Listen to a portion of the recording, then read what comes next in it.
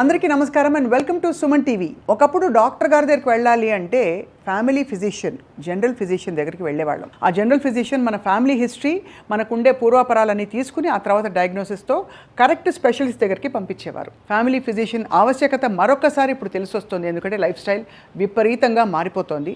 అందరికీ కావాల్సింది genetics and అలాగే ప్రెడిక్టివ్ మెడిసిన్లో చాలా కీలకమైన పాత్ర పోషించే ఈ జనరల్ ఫిజిషియన్. అటువంటిది జనరల్ మెడిసిన్లో 29 సంవత్సరాల అపారమైన అనుభవం గడించి దేశ విదేశాల్లో కూడా వారి సేవలను అందిస్తూ రోజుకి బహుశా తక్కువ అంటే మనం 50 పేషెంట్లు లెక్కేసుకోవచ్చు. అంటే అర్థం చేసుకోవచ్చు కదా, రోజుకి 50 పేషెంట్లు అంటే 6 రోజులు వారానికంటే 300 పేషెంట్లు ఈజీగా వారాన్ని చూస్తున్నారు. అలాగే నెలకు ఎంతమంది, సంవత్సరానికి ఎంతమంది, అలాగే 30 సంవత్సరాల ఎక్స్పీరియన్స్లో ఎంతమందిని చూస్తుంటారో మనం ఊహించుకోవచ్చు. ఆయనే మనందరికీ సుపరిచిత వైద్యులు డాక్టర్ రాజేష్ హుక్కాల గారు. Sir, welcome to Suman TV. మంచి వైద్యులు, గొప్ప వైద్యులు, అనుభవం ఉండే వాళ్ళని తీసుకొచ్చి మా సుమన్ టీవీ ప్రేక్షకులకి మరొకసారి పరిచయం చేయడం మా సంకల్పం. Thank you sir. You had a long journey, 29 సంవత్సరాలు. సో అందరూ ఎక్కడో ఒక డీవియేట్ అయిపోయి ఇప్పుడు ఈ ట్రెండింగ్, ఈ ఫీల్డ్ ఇది ట్రెండింగ్ అని వెళ్ళిపోతున్నారు. మీరు మాత్రం general medicine is the core, fundamental foundation అని ఎందుకు ఆగిపోయారు స్పెషలైజేషన్తో? డెఫినెట్లీ ఇంట్రెస్టింగ్ క్వశ్చన్ అండి. So basically after general medicine నేను చేసిన తర్వాత లండన్ వెళ్ళాను. సో లండన్లో I had an interest in terms of cardiology. So cardiology perceive చేశాను అక్కడ. I worked as a cardiologist outside the country. So after that అక్కడ ఏంటంటే సిస్టము జనరల్ ఫిజిషియన్ కానివ్వండి, కార్డియాలజిస్ట్ కానివ్వండి, అందరూ కూడా అన్ని కేసులు చూడాలి. They have to see. As a cardiologist అందరి కేసులు చూసేవాడిని. చూసిన తర్వాత పక్క రోజు, ఏ రోజు అయితే మేము రౌండ్స్ చేస్తామో ఆ రోజు కార్డియాలజీ కేసులన్నీ నా దగ్గర ఆగిపోయేవి, మిగతా కేసులన్నీ స్ప్రెడ్ అయిపోయాయి.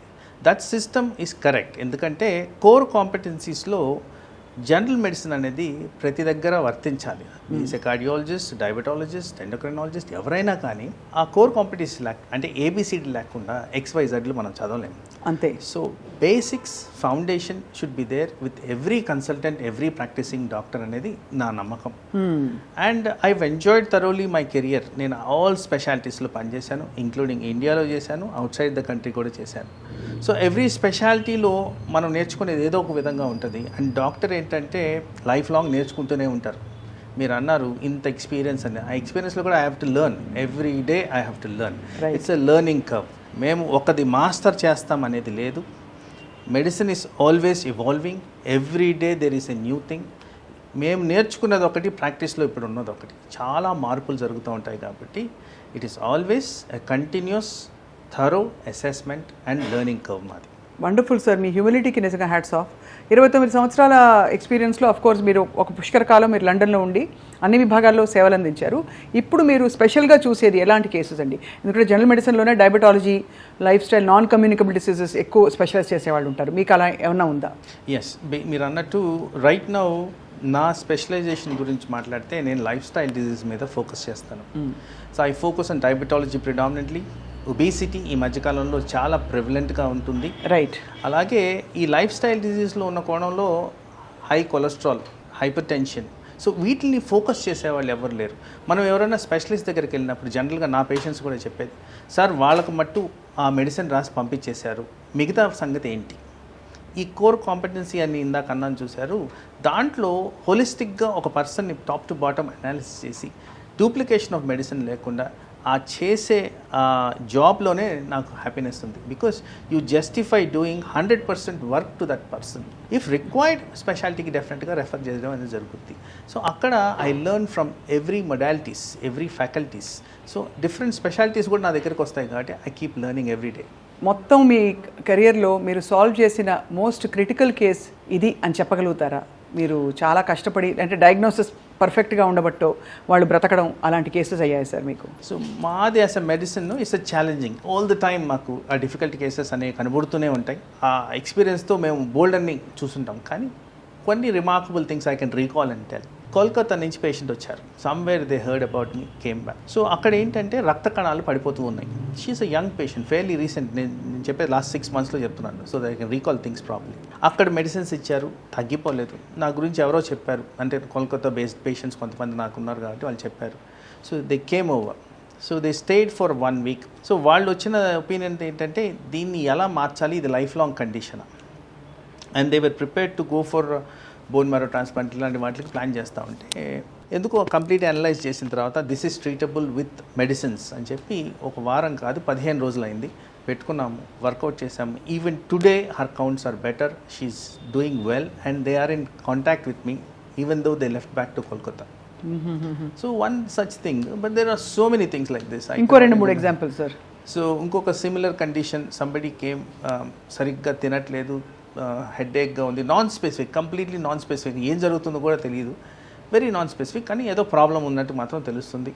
ఒక 1 month అక్కడ హాస్పిటల్స్లో గడిపేశారు, సమ్వేర్ మన స్టేట్లోనే ఎక్కడి నుంచి వచ్చారు. సో ఫైనల్గా మేము గమనిస్తే తనకి లివర్ ఎంజైమ్స్ ఏదో డిఫాల్ట్ ఉంది, ఫీవర్ వస్తుంది, ఇలాంటివి కనిపిస్తున్నాయి. సో వీటిని ట్రీట్ చేయడం మొదలుపెట్టింది. స్టిల్ పేషెంట్ ఏమవుతున్నారు, డిటీరియేట్ అవుతూ ఉన్నారు. ఏది ఈ లివర్ ఇవన్నీ రికవర్ అవుతున్నా కానీ డిటీరియేట్ అవుతూ ఉన్నారు.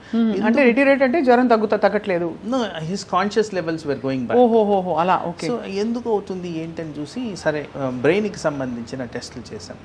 బ్రెయిన్కి సంబంధించిన టెస్టులు చేస్తే అగైన్ వైరల్ మెనింజైటిస్ ఇలాంటి పిక్చర్స్లో వచ్చింది. ఇది అవ్వకపోవచ్చు, ఎందుకంటే వైరల్ ఇంత డ్యూరేషన్ ఉండదని చెప్పి ఇంకొద్దిగా ఫర్దర్ అనాలిసిస్ ఇస్తే ఫైనల్గా దాంట్లో కనపడింది టీబీ అని. So TB took about nearly 45 days తనకి రికవరీకి. So he's doing well now. So ఇలా instances so many of them we come across. So రొటీన్గా చూస్తూనే ఉంటాం ఇలాంటివి. చాలా. There was one more I can talk about fairly recent. 92-year-old gentleman, liver cancer, on chemotherapy, came with a slow heartbeat. ఎందుకు ఈ slow heart beat ఉందని గమనిస్తే ఆయనకి ఫుల్ బ్లోన్ హార్ట్ అటాక్ ఉంది, ఎక్కడో పెరిఫెరీలో చూపించారంట, అది ఎవరు పికప్ చేయలేదు. వర్చువల్లీ ఆయన్ని ఎమర్జెన్సీలో తీసుకొని హార్ట్ అంటే రివైవ్ చేసి దానికి స్టెంట్స్ వేసి now is doing good. So ఇలా రకరకాలుగా ప్రజెంటేషన్స్ అవుతూ ఉంటాయి. సో అక్కడ పేషెంట్ ఫీడ్బ్యాక్ వచ్చేది ఏంటంటే, సార్ ఎందుకు వాళ్ళు గమనించలేదు, మీరు ఎందుకు గమనించారు అంటే, that is shear experience, that's nothing else. చాలా ఐ థింక్ మీకు ఇంట్యూటివ్ మెడిసిన్ అని కూడా అనొచ్చా సార్? ఇంట్యూటివ్గా చాలా విషయాలు మీరు పికప్ కదా sir, apart from what you learn. అంటే to be honest with you, half salt అక్కడి నుంచి వస్తుంది, వాళ్ళు చేయలేదు, నేనేం కొత్తగా చేయాలి. So I have to look into a different direction, think out of the box, అది, and that is where it helps.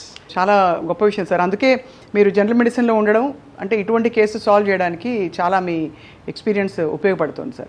Doctor Rajesh గారు, అందరికీ 100 ఏళ్ళు బ్రతకాలనే ఒక అత్యాశ, దురాశ ఉంటుంది. మీ దృష్టిలో 100 ఏళ్ళు బ్రతకాలంటే ఏం చేస్తే లాంగ్ లైఫ్, హెల్దీ లైఫ్ ఉంటుందని మీరు భావిస్తారు? ఇక్కడ నేను ఒక చిన్న కరెక్షన్ చేయదలుచుకుంటాను.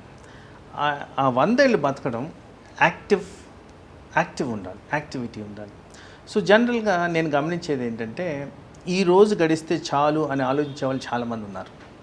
సో నేను ఇందాక లైఫ్ స్టైల్ గురించి మాట్లాడాను కాబట్టి, ఈ లైఫ్ స్టైల్లో మోస్ట్ ఇంపార్టెంట్గా మనం ఎంత నిద్రపోతున్నాం, ఎంత రిలాక్స్ అవుతున్నాము, పద్ధతి ప్రకారం ఎంత చేస్తున్నాం, ఇది చాలా డిఫికల్ట్గా ఉంది ఈ జనరేషన్లో. I'm finding very difficult to see anybody like that. So ఉదయాన్నే లేయడం, కాస్త ఎక్సర్సైజ్ చేయడం, టైంకి బ్రేక్ఫాస్ట్ తినడం, అండ్ అర్లీగా పడుకోవడం, నిద్ర సమంగా పడుకోవడం, వ్యసనాలకు అలవాటు పడకుండా ఉండడం, this is the most important thing to do. ఇది చేస్తే జనరల్గా హెల్దీ లైఫ్ స్టైల్ అనేది మనకు వస్తుంది. మీకు తెలిసి how many people are doing this? ఎవ్వరు, అంటే అందరూ థియరిటికల్గా చెప్తారు, నాకే కుదరదు. నేను ఇన్ని వన్స్ ఒక ఏజ్ మేబీ అబౌట్ 50 years వచ్చిన తర్వాత డెఫినెట్గా ఏదో ఒక చేంజెస్ బాడీలో వస్తాయి. మరి వచ్చినప్పుడన్నా మారుతున్నారా? అది కూడా చేయట్లేదు. కంప్లయన్స్ అనేది లేదు, అండర్స్టాండింగ్ లేదు, and inertia to initiate any kind of change in their life. అంటే మీకేమనిపిస్తుంది సార్, ఎక్కువ పరిగెడుతున్నామా, స్లో డౌన్ అయిపోయావా లైఫ్లో? చాలా ఫాస్ట్గా పరిగెడుతున్నాం, అదే main reason. Yes, and that is the main crux of the problem, because దానివల్ల మీరు రిలాక్స్ అవ్వలేకపోతున్నారు, రెస్ట్ అనేది లేదు. సో దాని కారణంగా హెవీగా మనకి ప్రాబ్లం అనేది వస్తుంది. ఆ ప్రాబ్లం ఎలా వస్తుంది? Stress induced changes in the body. ఈ స్ట్రెస్ని మనం ఉద్దేశించి మాట్లాడుతున్నప్పుడు there are lot of areas మనం మాట్లాడుకోవాల్సింది. మనం మాట్లాడే లైఫ్ స్టైల్ డిజీజెస్లో ప్రతి ఇది మనకి రిలేటెడ్గా ఉండేది హార్మోన్స్. అవును. ఎప్పుడైతే మనకి బ్రెయిన్కి సరిగ్గా రెస్ట్ ఇవ్వమో, రిలాక్సేషన్ ఇవ్వమో, అప్పుడు ఏం జరుగుతుంది? వెంటనే ఈ హార్మోన్స్లో హ్యాపీ హార్మోన్స్ ఉంటాయి, స్ట్రెస్ హార్మోన్స్ ఉంటాయి.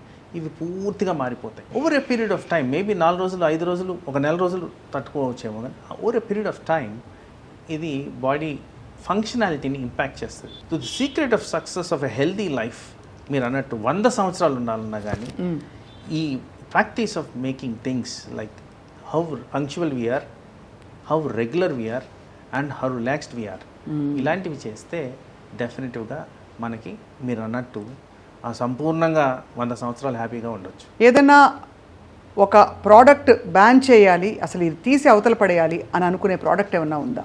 ఆల్కహాల్, హెల్దీ ఆల్కహాల్, 2 పెగ్గులు మంచిది, అవన్నీ పోయాయి కదా ఇప్పుడు. మీకు దీనికి ఒక చిన్న ఇన్సిడెంట్స్ చెప్తాను. నేను ఇంగ్లాండ్ కొత్తగా వెళ్ళినప్పుడు మేబీ 30 years ago, అప్పుడు మేము రాసే ప్రిస్క్రిప్షన్లో పెద్దవాళ్ళకి allow 10 ml of brandy, 10 ml of wine ఇలా రాసేవాళ్ళం ప్రిస్క్రిప్షన్లో పేషెంట్స్లో. ఇప్పుడున్న recent revelations, recent advances in medicine, even 1 drop of alcohol it's toxic to the body అనేది వచ్చేసింది. సో ఆల్రెడీ మనం టాక్సిన్స్తో ఫిల్అప్ అయిపోయాం, including food, water, air, pollution, everything. So అట్లాంటప్పుడు ఈ ఆల్కహాల్ని ఎందుకు ఎంకరేజ్ చేయాలి? సో ఆల్కహాల్ వల్ల అంటే దీర్ఘకాలిక అనర్థాలు జరుగుతాయా, లేక అసలు ఒక డ్రాప్ కూడా వద్దంటే వద్దంటారా మీరు? చాలామంది 2 pegs వరకు ఓకే, 60 ml 30 ml ఏదో లెక్కలు పెట్టుకుని నాకేం కాలేదు, నేను మెయింటైన్ చేస్తున్నా, దీన్ని బ్రేక్ చేయడానికి కొన్ని మంచి పనులు కూడా చేస్తున్నా, ఇలా చెప్తుంటారు. మీరు సొసైటీలో గమనిస్తే if you go in to the common man's life, most of the disputes are around alcohol. Smoke is deadly, bad అసలు. కానీ ఆల్కహాల్ వల్ల చాలా అనర్థాలు జరుగుతాయని నా అభిప్రాయం. చాలా families they lose their precious time and goals. So I feel alcohol is number 1 to be bad. ఆ విధంగానే దాన్ని మనం గమనించుకోవాలి. మీరు అఫ్ కోర్స్ ఈ మెడికల్ ప్రొఫెషన్లో ఉండి దేశ విదేశాల్లో ఉండి వచ్చి మీ లైఫ్ స్టైల్ని ఎలా మలుచుకున్నారు? బికాస్ కాలక్రమంలో మీకు తెలుసు రకరకాల డైట్ ప్లాన్స్ వచ్చేసాయి. మనం నిజంగా మన పూర్వీకులు తిన్న ఫుడ్ తినలేకపోతున్నాం. ఎందుకంటే వాళ్ళు లార్జ్ క్వాంటిటీస్ ఆఫ్ కార్బ్స్ తినేవాళ్ళు, జస్టిఫై అయ్యేది, వాళ్ళు బాగా హరాయించుకునేవాళ్ళు. ఇప్పుడైతే అంత అసలు రైస్ క్వాంటిటీని మెజర్ చేసి 100 grams కుక్డ్ రైస్ 150 ఆ పాయింట్కి వచ్చేసాం. అలాగే ప్రోటీన్ డైట్ అని, అలాగే ఫ్యాట్ అని, లేదు ఇడ్లీ సాంబార్ తినాయి, రకరకాల ఐడియాలజీస్లో మీ హ్యాబిట్స్ని మీరు ఎలా మలుచుకుని హెల్తీగా ఉంటారు? సో బేసిక్లీ ఒక జాపనీస్ ప్రావర్బ్ ఉంది, ఈట్ వెన్ యూర్ హంగ్రీ అని. సో ఆ ప్రిన్సిపల్ నేను ఫాలో అవుతాను. I believe that also. నచ్చింది కదా అని ఎక్కువ తినడం వల్ల బాడీలో అనర్థాలు జరుగుతాయని scientific evidence. As required to the body needs you should eat. మన బాడీ చెప్తుంది ఇది చాలు, ఇక నువ్వు తినొద్దు అని. సింప్లెస్ట్ వే ఆఫ్ ఒక బర్ప్ రావడం. బర్ప్ వచ్చినప్పుడు స్టమక్ ఇస్ ఫుల్ అనేది తెలుస్తుంది. జనరల్గా మన వాళ్ళు ఏం చేస్తారంటే ఎక్కువగా మనం తినేది బిర్యానీ ఇక్కడ మన దగ్గర, దానికి ఒక సోడా పాప్ పెట్టుకుంటారు. ఆ సోడా పాప్తో బర్ప్స్ వస్తూ ఉంటే తింటూ ఉంటారు. So they feel to accommodate more as they much they can. So అలాంటి calories always they damage to your body. So the changes you have to make is watch what you're eating, how much is required. తర్వాత ఇంకొక point గమనించాల్సింది, చిన్నప్పుడు ఇన్ని తిన్నాను పెద్ద అయిన తర్వాత కూడా అంతే తింటానంటే అది wrong. Body changes, basal metabolic rate అనేది తగ్గిపోతూ వస్తుంది. అది ఎవరికైనా. బిఎంఆర్ ఎంత ఉంటుంది సార్ మామూలుగా ఫర్ అన్ అడల్ట్? ఎస్టిమేషన్ అనేది variable from person to person. అదే obviously, but it will change, it will decrease. ఆ డిక్రీజ్ అయినప్పుడు మనం ఏం చేయాలి, దానికి తగ్గ క్యాలరీస్ కూడా మనం కన్జ్యూమ్ చేసుకోవాలి. అంతే కదా. కానీ నాకు ఇది అలవాటు అని చెప్పి సర్టన్ ఏజ్ తర్వాత మీరు గమనిస్తే ఈ ట్రంకల్ ఒబిసిటీ అనేది పెరిగిపోతుంది. ట్రంకల్ obesity is root cause for everything. Cardiac, heart strokes, brain strokes, blood pressure, diabetes, high cholesterol, ప్రతి దానికి రూట్ కాజ్ అది. సో ఆ బొజ్జలు రాకుండా మనం గమనించుకుంటే that is a sign saying that your body is not able to cope with what you're eating.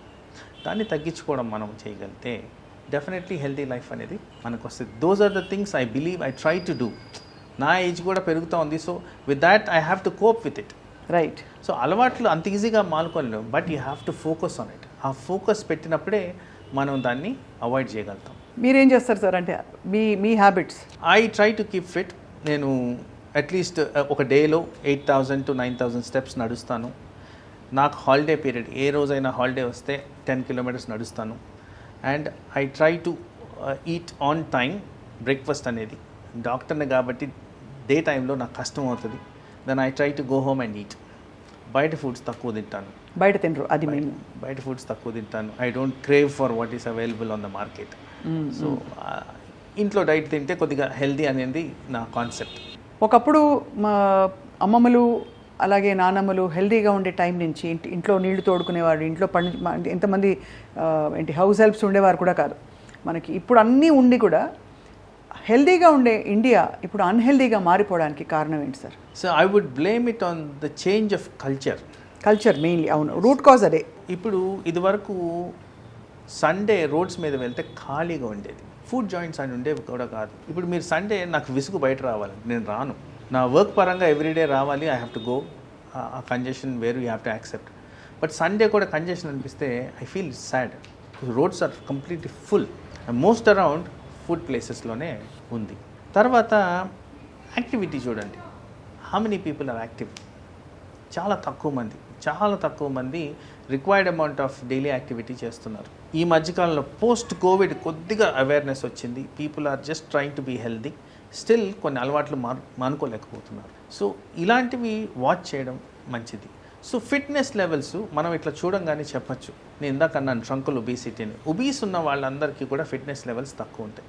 అవును, there is no question about it. So body mass index అని ఈ మధ్య చాలా ప్రివిలెంట్గా మేము వాడుతున్నాం. అవునవును. ఈ బాడీ మాస్ ఇండెక్స్ మన కంట్రీలో ఇట్ షుడ్ బి 22 to 23. ఎందుకంటే ఇన్సిడెన్స్ ఆఫ్ డయాబెటీస్ ఎక్కువ ఉంది వివిధ కారణాల వల్ల. ఎంతమంది ఉన్నారు క్రైటీరియాలు? Not many. నాకు తెలిసి 15% ఉంటే గ్రేట్. సో ఆ విధంగా మనం గమనించుకుంటూ వెళ్తే you will lead in to healthy Indian population. అది కానీ అవన్నీ ఆ పారామీటర్స్ అన్నీ పోయాయి. మీరు అన్నట్టు మెయిన్గా కల్చర్ మారిపోయింది.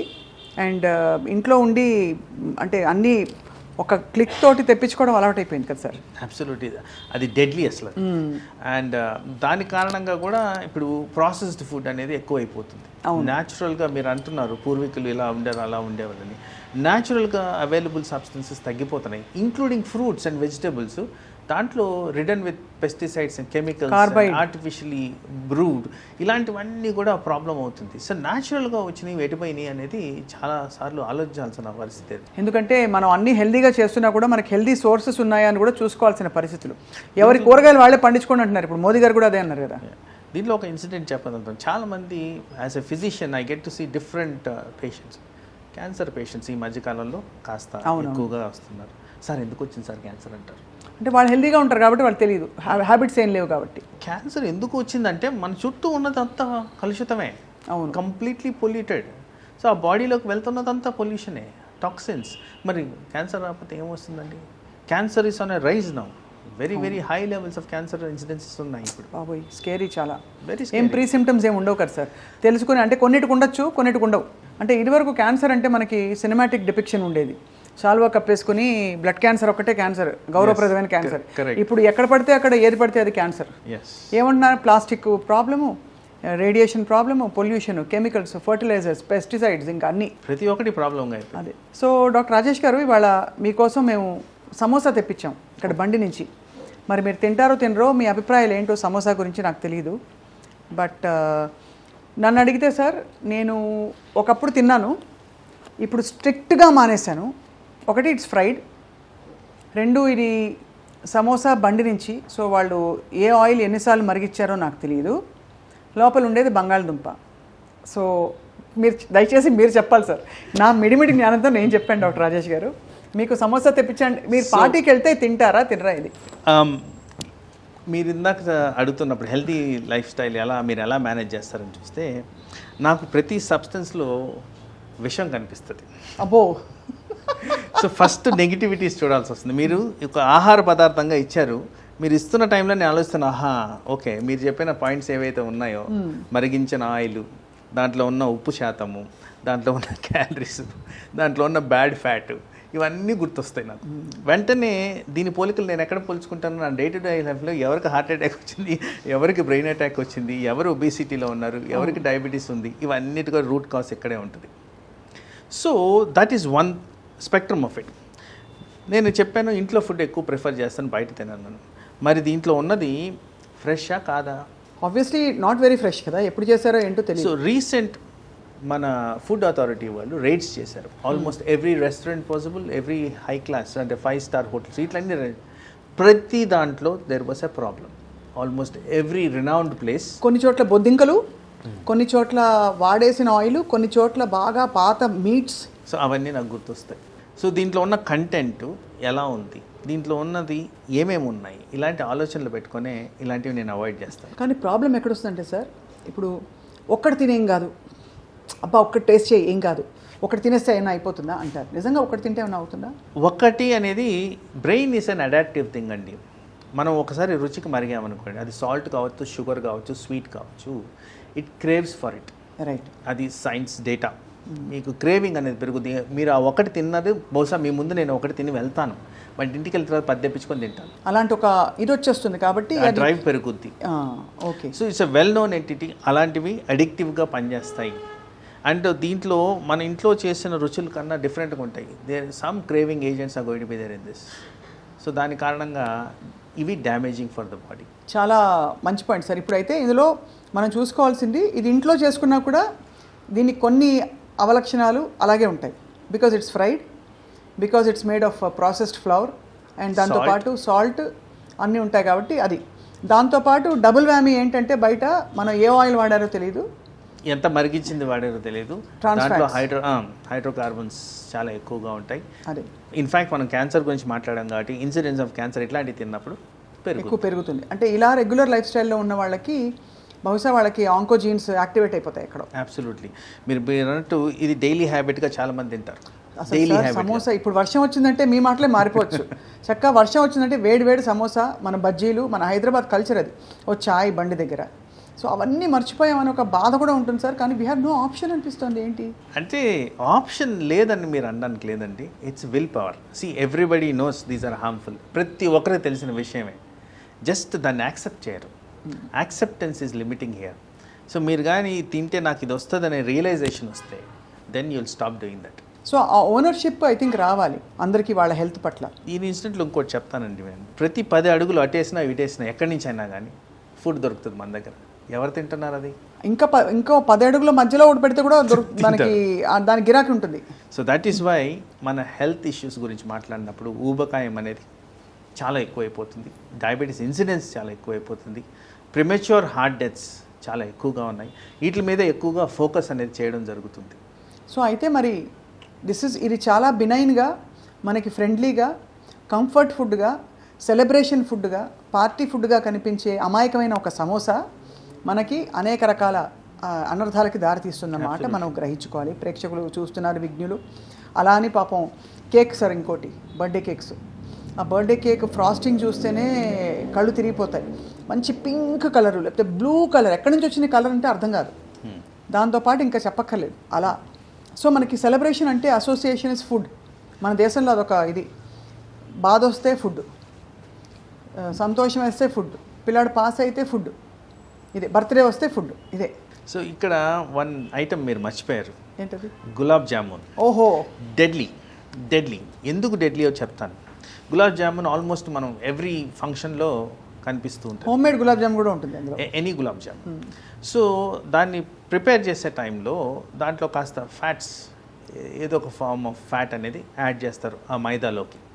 షుగర్స్ యాడ్ చేస్తారు, దాన్ని డీప్ ఫ్రై చేస్తారు ఆ బ్రౌనిష్ కలర్ రావడానికి. దాన్ని తీసుకెళ్ళి షుగర్ సిరప్లో వేస్తారు. సో జరిగింది ఏంటి చూడండి, అక్కడ హైడ్రోకార్బన్స్ ఇందాక మనం అయితే అనుకున్నామో ట్రాన్స్ ఫ్యాట్స్ గురించి, అవి వచ్చేసినాయా, షుగర్స్ వచ్చేసినాయా. అడిక్టివ్ నేచర్ ఉన్న sweet, it is deadly combination for our population. కానీ అది కంపల్సరీ ఆల్మోస్ట్ ఎవ్రీ ఫంక్షన్లో ఉంటుంది. మనం బ్రేక్అవుట్ అవ్వలేకపోతున్నాం దానిలోంచి. బట్ అఫ్ కోర్స్ సార్, మీరు మీలాంటి వ్యక్తులు, మీలాంటి వైద్యులు మీ నైపుణ్యంతో, మీ ఎక్స్పర్టీస్తో చెప్పారంటే తప్పకుండా ఐ థింక్ మీ అనుభవం చాలామందికి ఉపయోగపడుతుందని ఆశిస్తున్నాం మేము, డాక్టర్ రాజేష్ ఒకాల గారు. అందుకే రాబోయే రోజుల్లో మిమ్మల్ని ఎప్పటికప్పుడు మేము పలకరించి మీ నుంచి చాలా యూస్ఫుల్ ఇన్ఫర్మేషన్ మా సుమన్ టీవీ ప్రేక్షకులకు మేము ఇద్దాం అనుకుంటున్నాం. సో దట్ అట్లీస్ట్ మా వంతు బాధ్యతగా అలర్ట్ చేయడం, చెప్పడం మన కర్తవ్యం. వాళ్ళు ఫాలో అవుతే అందరూ బాగుంటుంది అని ఆశిస్తున్నాం sir. So I hope we journey with you in the times to come, doctor Rajesh Okala గారు. సో జనరల్ మెడిసిన్లో మీరు ఇంకా అద్భుతమైన సలహాలు ఇస్తూ లైఫ్ స్టైల్ డిసీజెస్ని పూర్తిగా మటుమాయం చేయడంలో మీ వంతు అద్భుతమైన కృషి చేస్తారని మేము నమ్ముతూ ధన్యవాదాలు సార్. నమస్తే.